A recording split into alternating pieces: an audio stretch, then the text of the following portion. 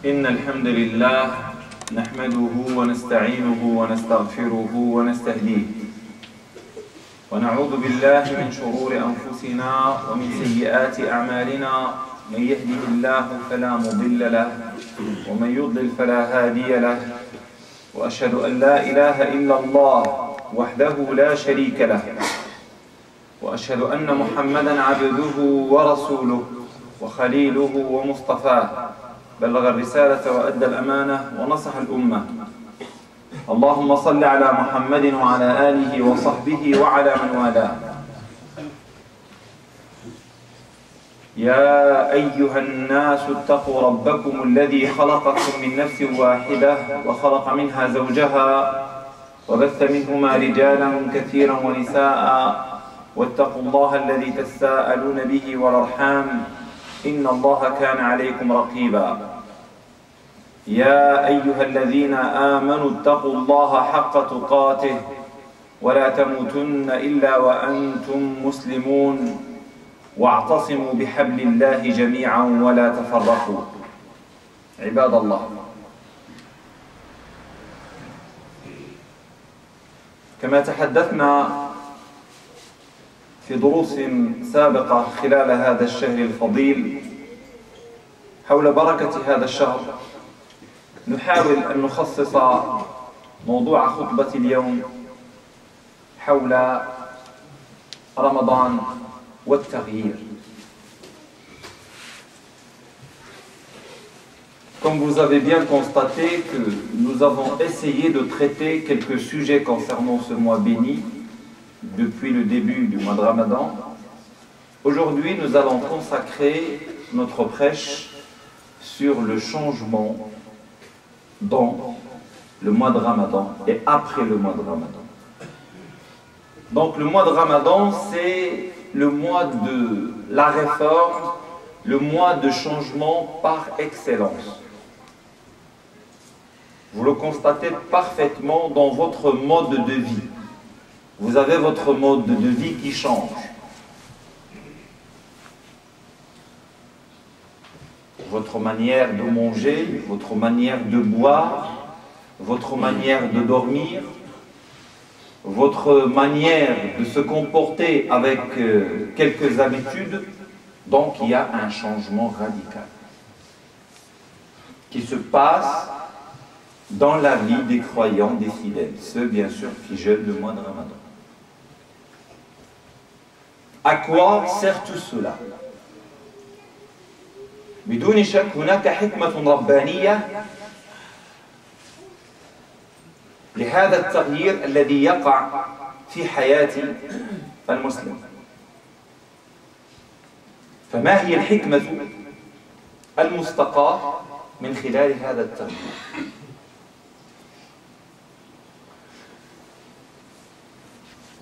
ما أريد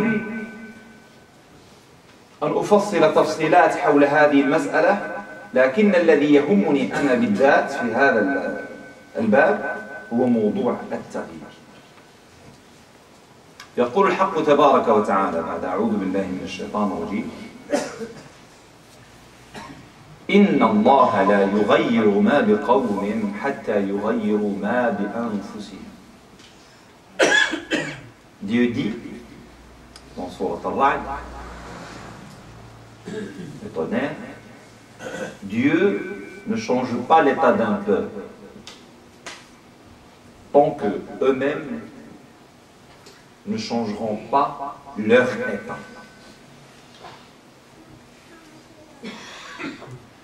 والتغيير هنا يمكن أن يكون من سيء لحسن أو من حسن لسيء.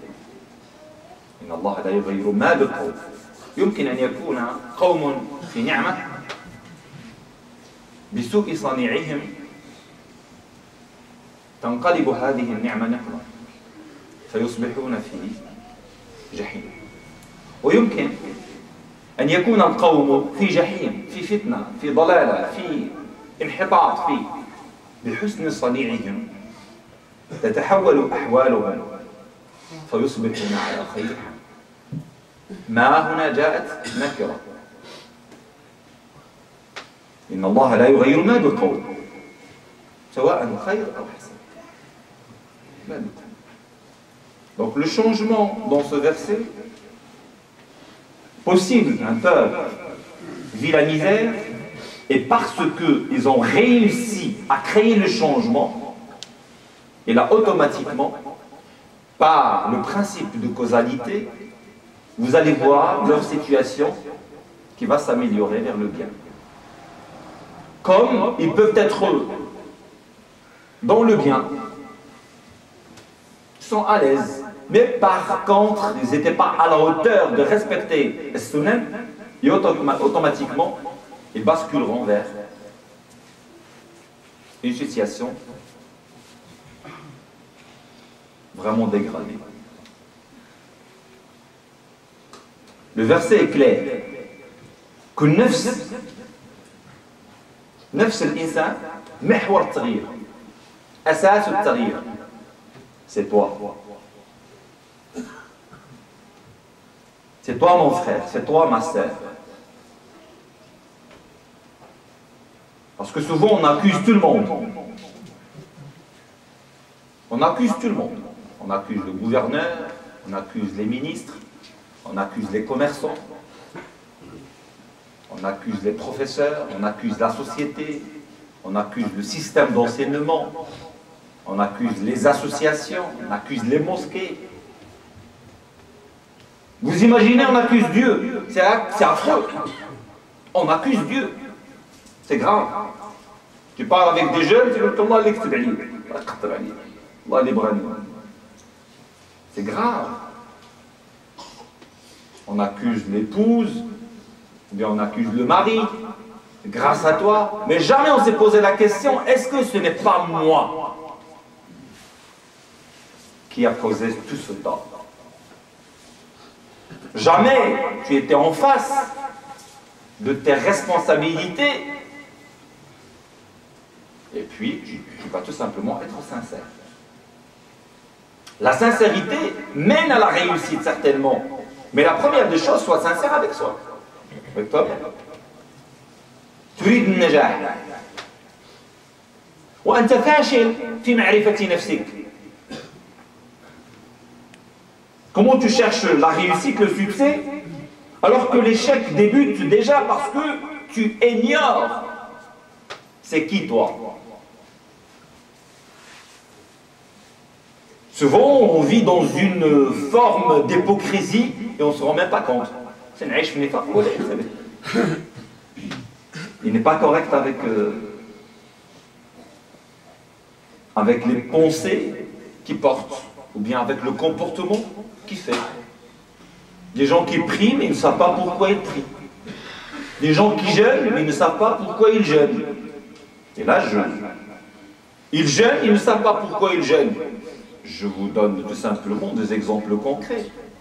بعض الأمثلة الواضحة التي تبين أن كثير من المسلمين يصومون ولا يدرون لما يصومون. تجد الإنسان يصوم ويمكن يسرق، يصوم يمكن يكذب، يصوم يمكن يغتاب، يصوم يمكن يتلفظ بالفاحشة والمنكرات وكلام السوء وكذا وكذا.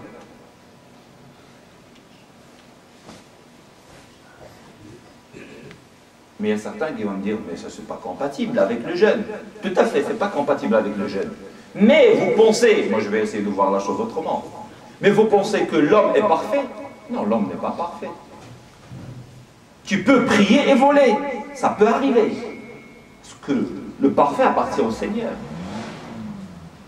يكون تيصدق يمكن يصدق. محتمل. وكيتوب الله عز وجل. ارجع إلى الله.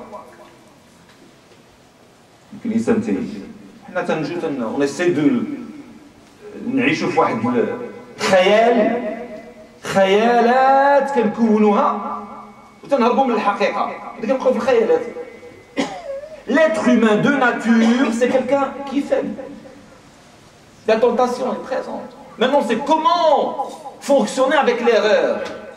Ça, c'est connaître ton être.